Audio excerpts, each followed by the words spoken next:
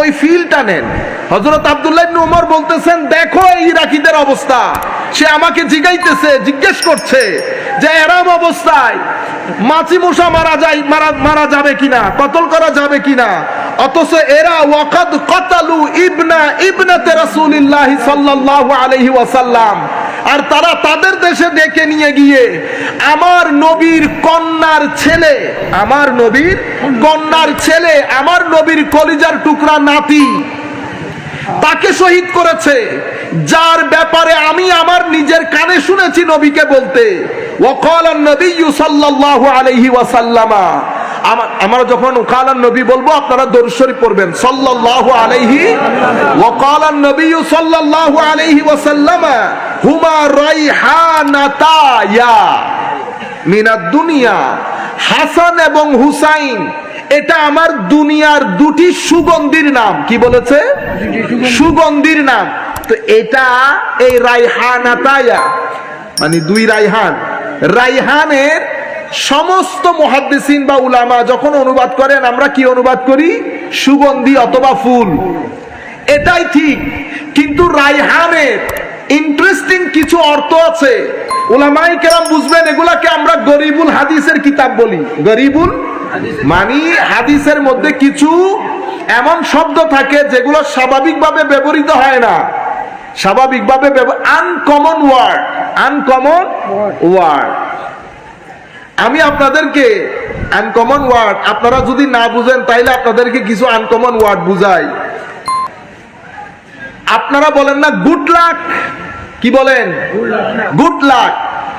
ইংরেজির মধ্যে অনেক ইংরেজ ব্যবহার করে কথাবার্তার মধ্যে গুড লাক না বলে কি বলে? Break a leg, break a leg. এখন অনেক যদি মনে করেন ব্রেক এ লেগ মানে ট্যাঙ্ক বাকি দিতে হই, তাহলে তো গেই বাকি। বুঝতে পেরেছেন? নরমালি ব্যবহার হয় গুড লাক, কিন্তু আরেকটা শব্দ এরা ব্যবহার করে ব্রেক এ লেগ।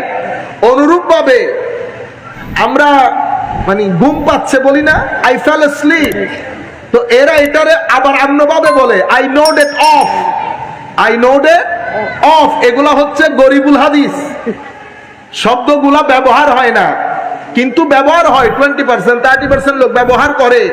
এভাবে আমরা বলি না, আমি দুই একটা আপনাদেরকে বোঝানোর জন্য, যেমন I am happy, I am very happy. আমরা বলি না খুব ভালো লাগতেছে, আমি খুব ভালো লাগতেছে আমার, কিন্তু এটাকে আবার অন্যভাবে বলা যায়। কিভাবে? I am over the moon, I am over the moon. এটা I am over the moon, এটা হলো গরিবুল হাদিস। গরিবুল হাদিস নিয়ে আর অসুবিধা আছে নাই। এখন রাইহান আমাদের আজকের মূল বিষয়, রাইহান। এখন রাইহান অর্থ স্বাভাবিকভাবে মাটি থেকে উৎপাদিত এমন জিনিস যেটা সুগন্ধি ছড়ায়। সেই কারণে আমরা ফুলকে কি বলি? রাইহান বলি, কারণ আমাদের কাছে কিছু লিমিটেশন তো আছে। এখন হাসান এবং হুসাইন রাদিয়াল্লাহু তাআলা আনহুমা আলাইহিমাস সালাম, এই দুইজনকে বলা হচ্ছে সুগন্ধি ফুল। সুগন্ধি ফুল। আজীব বিষয় হচ্ছে কি জানেন? আমার নবী হাসান এবং হুসাইন রাদিয়াল্লাহু তাআলা আনহুকে যখন কোলে নিতেন, আমার নবী কয়েকটা কাজ করতেন। প্রথমে দুইজনকে জড়িয়ে ধরে চুমু দিতেন, এরপরে ওয়ায়াদুম্মুহুমা, আগে আমরা জড়াই ধরি না এইভাবে, জোড়াই ধরার আগে, একেবারে চেপে ধরার আগে ফায়াদুম্মুহুমা, এটা করার আগে ওয়ায়াসুম্মুহুমা, আগে নাক দিয়ে হাসান হুসাইন রাদিয়াল্লাহু তাআলা আনহুর শরীরে পাকের সুগন্ধি নিতেন। ইংরেজিতে বললে আমরা কি বলি? আগে স্মেল নিতেন, স্মেল। তো আগে হাসান হুসাইনকে কুলে তুলে নিয়ে আমার নবী সুগন্ধি নিতে চাইতেন, সুগন্ধি নিতে চাইতেন, এবং সুগন্ধি নেওয়ার পরে একেবারে জড়িয়ে ধরতেন। হাদিসে পাকের মধ্যে এভাবে আসছে, আমার নবীর দরবারে যখন হযরত ফাতেমা সাইয়্যিদাতু নিসায়ে আহলিল জান্নাহ তশরিফ আনতেন, আমার নবী বলতেন, ফাতেমা আমার দুই ছেলেকে ডেকে নিয়ে আসো, আমার দুই ছেলেকে ডেকে নিয়ে আসো। তো দুই ছেলে যখন আসতেন, আমার নবী কুলে তুলে নিতেন, আমার নবী চুমা দিতেন, আমার নবী তাদের সুগন্ধি নিতেন। এবং আমার নবী আচ্ছা করে জড়িয়ে ধরতেন। এখন হাসান এবং হুসাইন রাদিয়াল্লাহু তাআলা আনহুর শরীর মুবারক থেকে খুশবু আসতো কোত্থেকে? জানার বিষয় না? মনে রাখবেন, হাসান হুসাইন রাদিয়াল্লাহু তাআলা আনহু তো দূর কি অনেক উপরের জিনিস। এক মজলিসের মধ্যে হায় হায় আমার নবী কোরআনের তিলাওয়াত করছিলেন। এমনিতে করতে করতে মহব্বত করে আমার নবী এক সাহাবীর কাছে গিয়ে তার মুখের পাশে একটু আয়াত তিলাওয়াত করেছেন। আমার নবীর জবানে পাক থেকে, আমার নবীর জবানে পাকের হাওয়া লেগেছে ওই সাহাবীর মুখে। রিওয়ায়াতের মধ্যে আসছে মৃত্যু পর্যন্ত ওই সাহাবীর জবান থেকে খুশবু বের হতো। নারে তাকবীর, নারে রিসালাত, নারে হায়দারি, নারে সাহাবী, নারে সম্মানিত গাউসিয়া। আমিন। সম্মানিত উপস্থিতি, আমি বলতে চাচ্ছি এক ঘরের মধ্যে হায় হায় আমার নবীর কিছু ঘাম মুবারক রাখা হয়েছে। তো ঘাম মুবারক তো রেখেছে, তো ওই ঘর থেকে এমন খুশবু বের হতো, আশেপাশের লোকজনের কাছে ঘরের পরিচিতি ছিল খুশবুওয়ালা ঘর, খুশবুওয়ালা ঘর। আমার নবী সাল্লাল্লাহু আলাইহি ওয়াসাল্লাম এই খুশবু আসলো কোত্থেকে এটা বোঝানোর জন্য বলছি। আমার নবী সাল্লাল্লাহু আলাইহি ওয়াসাল্লাম কোন রাস্তা দিয়ে হাঁটলে আপনারা শুনেছেন সাহাবায়ে কেরাম যদি আমার নবীকে খুঁজতে যেতেন তো আমার নবী কি জিনিস দেখে দেখে সাহাবায়ে কেরাম ফলো করতেন। তো আমার নবী যে রাস্তা দিয়ে হাঁটতেন বাতাস এবং এনভায়রনমেন্টের মধ্যে খাস একটা সুগন্ধি বের হতো, যেটা মক্কার কোন ঘর কোন ব্যক্তির শরীরে পাওয়া যাইত না। এটা আজীব এক খুশবু, মিশকের চেয়েও দামি। যেই খুশবু নাকে লাগার সাথে সাথে সাহাবায়ে কেরাম বুঝতে পারতেন আমার নবী এই রাস্তা দিয়ে হেঁটেছেন। বর্ণনার মধ্যে উলামায়ে কেরাম জানেন, এবং আমার সমস্ত ভাইয়েরা যারা এই বিষয়গুলো ডিসকাস করেন না, সেটা আমার লামাজহাবি ভাই হোক, কওমি ঘরানার ভাই হোক, সবাই জানেন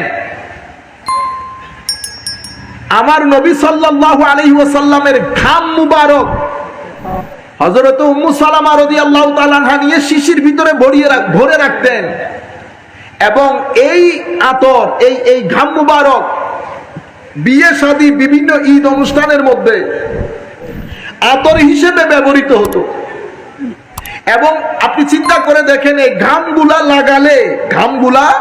লাগালে এমন খাস একটা সুগন্ধি বের হতো, এটা যেত না কাপড় থেকে, এটা কাপড় থেকে যেত না। তো হযরতে ইমামে হাসান এবং ইমামে হুসেন এই দুইজনের ব্যাপারে আমার নবীর এলান হচ্ছে, কুল কায়নাতের মানুষ তাদের বংশ দ্বারা সামনের দিকে যায় বাবার মাধ্যমে, আমি নবীর বংশ দ্বারা যাবে আমার ফাতেমার মাধ্যমে। তো ফাতেমার মাধ্যমে যেহেতু বংশ দ্বারা যাবে, তো নবীর শরীরের জেনেটিকলি সুগন্ধি ইমামে হাসান এবং ইমামে হুসাইনের মধ্যেও গেছে। এবং আমার নবী দুইজনকে মূল্যায়িত করেছেন, বিশেষ করে ইমামে হুসাইনকে। আমার নবী এমন এমন কিছু অ্যাক্টিভিটি দেখিয়েছেন সাহাবায়ে কেরামকে, স্বাভাবিকভাবে নানা নাতিদের ক্ষেত্রে এই কাজ করেন না। রুয়ে জমিনের মধ্যে এই ধরনের কোনো এক্সাম্পল নাই যে কোন রাজাদিরাজ নানা তার নাতিকে কাঁধে চড়িয়ে মক্কার অলিতে গলিতে, মদিনার অলিতে গলিতে, অথবা পৃথিবীর কোন শহরের অলিতে গলিতে হেঁটেছে, সেটা কোনো দলিল। যতই মহব্বত করেন, প্রত্যেকে প্রেস্টিজের জন্য চিন্তা করেন মানুষ কি বলবে, কিন্তু আমার নবী সাল্লাল্লাহু আলাইহি ওয়াসাল্লাম, আমরা যেহেতু এই কথাগুলো আগে ডিসকাস করেছি, চাচ্ছি না যে কিছু কথা রিপিট হয়ে যাক, তবুও একটা দুইটা জিনিস রিপিট হলে আপনাদেরও সুবিধা হলো বুঝতে। সাহাবায়ে কেরাম আমার নবী ইমামে হুসাইন রাদিয়াল্লাহু তাআলা আনহু বন্ধুদেরকে নিয়ে খেলাধুলা করছে, আমার নবী সাহাবায়ে কেরামকে নিয়ে দাওয়াতে যাচ্ছেন, আমার নবী সাহাবায়ে কেরামকে রেখে বাচ্চাদের সাথে খেলছে, ইমামে হুসাইন ওদিকে গেলেন। আমার নবী ইমাম হুসাইনকে ধরতে চায়, ইমাম হুসাইন একবার এদিকে চলে যান। আমার নবী এখানে হাসাহাসি হচ্ছে, ইমাম হুসাইনও মজা পাচ্ছেন, আমার নবীও মজা পাচ্ছেন, জিনিসগুলো ফিল করার চেষ্টা করেন। ইমাম হুসাইন রাদিয়াল্লাহু তাআলা আনহু এইভাবে ধরতে চাইলে উনি একবার হা হুনা কয়েকবার এদিকে যায় একবার এদিকে যায়। আমার নবী ধরতে চান অতঃপর ধরে ফেলেন। ধরার পরে আমার নবী কুলে তুলে নেন। কুলে তুলে আমার নবী সাল্লাল্লাহু আলাইহি ওয়াসাল্লাম হুসাইন রাদিয়াল্লাহু তাআলা আনহুর জবানের সাথে নিজের জবান লাগিয়ে দেন। সুবহানাল্লাহ। হায় হায়। চুমা দেন, কাঁধের উপর তুলে নেন। তুলে নিয়ে কি বলেছেন জানেন? আল্লাহ, আমি আমার হুসাইনকে মহব্বত করি, তুমিও মহব্বত করো, তাদেরকে মহব্বত করো যারা হুসাইনকে মহব্বত করে। এভাবে এই রং, এই ঢং হাসান এবং হুসাইন আহলে বাইত রাসূলের ক্ষেত্রে আমার নবীর বর্ণনার এই রং ঢং, ধরন, ধাঁচ, আন্দাজ, গতি, প্রকৃতি, আকৃতি, ম্যানার, ওয়ে, মেথোডোলজি, যে আন্দাজে আমার নবী এই ওনাদেরকে তুলে ধরছেন, এটা অন্য কোন জায়গায় আর নজরে আসে না। রাইহানা, তাই এখন আপনারা বুঝতে পেরেছেন নবীর সুগন্ধি ইমামে হাসান এবং ইমামে হুসাইনের মধ্যে গেছে। সেই কারণে তুলে নিলে আমার নবীর সুগন্ধি নিতে চাইতেন হাসান হুসাইনের। আবার দুইজন মিলে দেখতে অবিকল আমার নবীর মতো ছিল। একজন উপরের দিক থেকে, একজন নিচের দিক থেকে। হযরতে আবু বকর সিদ্দিক রাদিয়াল্লাহু তাআলা আনহু ইমাম হযরতে আলীকে বলছেন, আলী, এগুলা একটাও কিন্তু তোমার মতো হয় নাই, দেখতে এগুলা আমার নবীর মতো। হযরত আলীও মুস্কি মুস্কি হাসতেছিলেন, মুস্কি মুস্কি হাসতেছিলেন। সম্মানিত উপস্থিতি, রাইহান মানে সুগন্ধি, জমিন থেকে উঠা সুগন্ধি ফুল, আপন জায়গায় ঠিক আছে। আমি বলেছি না গরিবুল হাদিস, গরিবুল হাদিস বোঝানোর জন্য আপনাদেরকে বলেছি যে আনকমন শব্দ, সেগুলার অর্থ কিতাবের মধ্যে বর্ণিত হয়েছে। সেই জায়গা থেকে আমি খুব বেশি না, 4-5টা অর্থ আপনাদের সম্মুখে তুলে ধরবো, যাতে আমাদের মজলিসের সাথে একটা যুগসূত্র রচিত হয়। তো রাইহানের গরিবুল হাদিসের কিতাবের মধ্যে 5টা অর্থ বর্ণিত হয়েছে। কয়টা অর্থ? 5টা। একটা, রাইহান মানে হচ্ছে আউলাদ। রাইহান মানে কি? আউলাদ। আউলাদ মানে তো আপনারা বুঝতেছেন। আরেকটা, রাইহানের অর্থ হচ্ছে রাহাত। রাহাত মানে শান্তি, অন্তরের প্রশান্তি। আবার রাইহান শব্দের এটা 3 নাম্বার অর্থ, আপনারা বুঝতে পেরেছেন। রাইহান শব্দের আরেকটা অর্থ হচ্ছে রহমত। তাইলে ফুল, আওলাদ, রাহাত, রহমত। আমাদের যে মূল টপিক হবে সেটা রিজক। রাইহান শব্দে গরিবুল হাদিসের কিতাবের মধ্যে রাইহান শব্দের একটা অর্থ বর্ণিত হয়েছে। প্রায় অলমোস্ট সমস্ত আইম্মা যারা গরিবুল হাদিসের উপর কিতাব লিখেছেন তারা এই অর্থ বর্ণনা করেছেন। সেটা কি? রাইহান মানে হচ্ছে রিজক। ওনারা রিজিক খন্দে রিজিক। এখন রিজক মানে কি? রিজক মানে ওই জিনিস রিজক যেটার মাধ্যমে আপনার উপকার সাধন হয়। যদি এখন বেটাও আমার রিজিক, আমার ছেলে আমার রিজিক, কখন? যখন আমার ছেলের মাধ্যমে আমার উপকার সাধন হবে। আমি করেছি স্কুল, মসজিদ, মাদ্রাসা, আমি দুনিয়া থেকে চলে যাওয়ার পরে আমার ছেলে যদি এগুলার দায়িত্ব না নেয় তাইলে তো আমার রিজিক হইল, কারণ আমার কোনো উপকার হয় নাই। কিন্তু আমি দুনিয়াতে থাকতে থাকতে আমার ছেলে যখন এগুলার দায়িত্ব নিয়ে নেবে তো কি হয়ে গেল? এটা আমার রিজিক হয়ে গেছে, আমার রিজিক হয়ে গেছে, কারণ আমি তার মাধ্যমে উপকৃত হচ্ছি, উপকার সাধন করছে সে আমার। তাইলে গরিবুল হাদিসের কিতাবের মধ্যে রাইহানের অর্থ পাইলাম। আপনারা আবার আমাকে বড় আলেম মনে করিয়েন না, এগুলা আমরা আমার শাইখের কাছে, উস্তাদের কাছে বসে বসে যেগুলা শিখছি, ইন নকল মারি দিদি গরিবুল হাদিসুর কিতাবুল হনাই নো দেখি নো ফরিন হনাইছে গইতাম গই দিন ওরে, কিন্তু রেফারেন্স সব আছে, কিতাবগুলো দেখছি, কিন্তু অনরা আবার মনোনগুজুন মার মাউজুর এত বড় বড় ইল্লে আনকমন কিতাব না ইল্লে কিছু ন আর উজুর তুনুনি এনে কপি পেজ মারি দিতি তো ভাই না। তো আমি আপনাদেরকে বলতে চাচ্ছি অর্থ টোটালি একটা তো ফুল পেয়েছেন, তাইলে প্রথম অর্থ, এগুলা তো আমরা বেশি সময় নিব না, সময় যাবে রিজিকের মধ্যে। প্রথম অর্থ হচ্ছে আওলাদ, এটা আমরা জেনেছি ইমামে হাসান, ইমামে হুসাইন এবং আলে বাইতে রাসূল, আমার নবীর সমস্ত সন্তান যখন দুনিয়া থেকে চলে গেছেন, তো আমার নবীর প্রতি এই কাফের, এই সমস্ত খাবিসরা আমার নবীর সাথে বিয়াদবি করে নবীকে এমন কিছু শব্দ বানে জর্জরিত করা শুরু করেছে, যেটার কারণে আমার নবী কিছুটা হলো মনোকষ্ট পেয়েছেন। তারা বলতে চাচ্ছিল নবীর কোনো বংশধারা আর পৃথিবীতে থাকবে না। আমার আল্লাহ কি করলেন?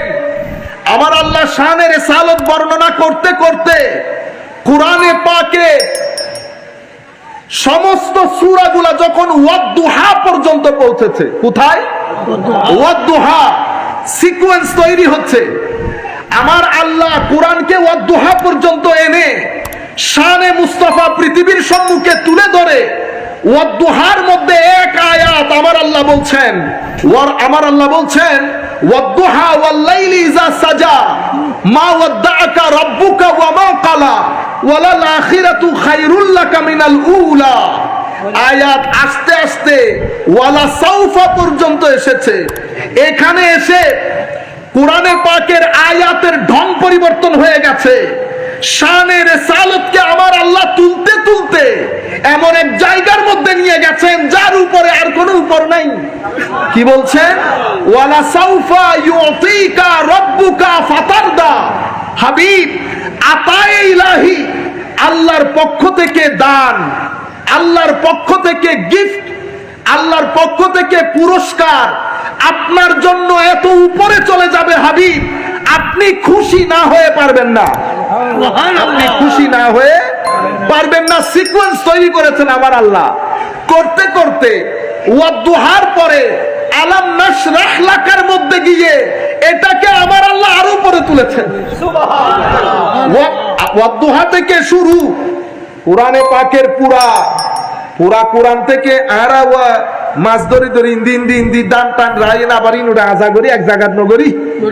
তো আমার আল্লাহ ছড়ানো ছিটানো ভাবে বলে বলে ওয়াদ-দুহার মধ্যে এসে শানের রিসালাতকে আল্লাহ একত্রিত করে পৃথিবীবাসীর সামনে তুলে ধরছেন। আমার আল্লাহ আলাম নাশরাহ লাকার মধ্যে গিয়ে আযীম এক আয়াত ঘোষণা করলেন, ওয়া রাফা'না লাকা যিকরাক। হাবিব, শুধু আপনাকে আখিরাতে খুশি করব সেটা না, আমি দুনিয়ার জমিনে আপনার মাকাম এবং মর্তবাকে অনেক উপরে স্থান দেব।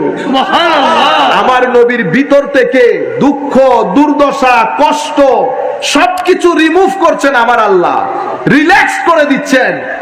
আমার যদি সময় থাকতো আমি একটা আয়াত করে করে সূরা করে করে সামনের দিকে যাইতাম, কিন্তু আমার কাছে সময় নাই। এটার ফিনিশিং দিয়েছেন আমার আল্লাহ পুরা সিকোয়েন্সে। ফিনিশিং যখন দিচ্ছেন, পয়েন্ট যখন একেবারে জায়গার মধ্যে এসেছে, মানুষ হা করে তাকিয়ে আছে। ফিনিশিং তো ফিনিশিং, ওয়াল্লাহ কি হবে? আমার আল্লাহ কুরআনের সবচেয়ে ছোট কিন্তু সবচেয়ে এক্সক্লুসিভ সূরা ইন্না আতাইনা কাল কাউসার ঘোষণা দিয়ে শানে মুস্তাফাকে আমার আল্লাহ এক আযীম জায়গায় স্থান করে দিয়েছে। আপনি মন খারাপ করেন, আমি তো আপনাকে কাউসার দান করেছি। উলামায়ে কেরাম লিখতে লিখতে কাউসারের অর্থ কি, কাউসারের অর্থ কি? কাউসারের সামনে দুইটা মাইন্ডসেট, একটা মাইন্ডসেট খারেজি মাইন্ডসেট, আরেকটা মাইন্ডসেট এশকি সুন্নি আনা মাইন্ডসেট, যারা ভিতরে মহব্বত রাখে। খারেজি মাইন্ডসেট, কাউসার মানি উনারা জান্নাতের ওই স্রোতস্বিনী, যেটাকে জান্নাতের মধ্যে কাউসার নাম দেওয়া হয়েছে, একটা হ্রদ, লেক, ঝর্ণাধারা, যেখান থেকে আমার নবী পানি পান করাবেন কিয়ামতের ময়দানে, রিওয়ায়াতের মধ্যে এসেছে। আমরাও বলছি হ্যাঁ ওইটা, কিন্তু শুধুই ওইটা নয়। যদি শুধুই ওইটা হয় তো আমার নবীর গোলাম যারা, আমার নবীর গোলাম যারা, যেই সমস্ত লোক যাদেরকে আমরা আল্লাহর ওলি বলি, যারা খৌফে খুদা, আল্লাহর ভয়কে অন্তরে ধারণ করে, আমাদের মধ্যে শুধু বকওয়াস করে না, আমরা তো হচ্ছে কলকলাতুল লিসান, শুধু বক বক করে মানুষকে আল্লাহর খৌফের কথা শোনায়, কিন্তু আমাদের ভিতরে যদি যা শোনায় তার 3 ভাগের 1 ভাগের 10 ভাগের 1 ভাগের 3 ভাগের আধা ভাগ থাকতো, তাইলে বাংলাদেশ পরিবর্তন হয়ে যেত। আমি আমাদের ভয়ের কথা বলতেছি না, মাফি দেবে আল্লাহ। আল্লাহর ওলিরা আমরা যে রাস্তা দিয়ে হাঁটি ওই রাস্তা দিয়ে হাঁটবেও না। সম্মানিত উপস্থিতি, সেই কারণে আমাদের মানুষ আল্লাহর ওলি বুঝে না এখন, কারণ সে আল্লাহর ওলি বললে আমার দিকে তাকায়। তো আমার সকাল বিকালে ঠিক নাই, আমি মানুষের সামনে একরকম, ঘরে আরেক রকম, মানুষের সাথে ডিল যখন করি আরেক রকম, চোখের ঠিক নাই।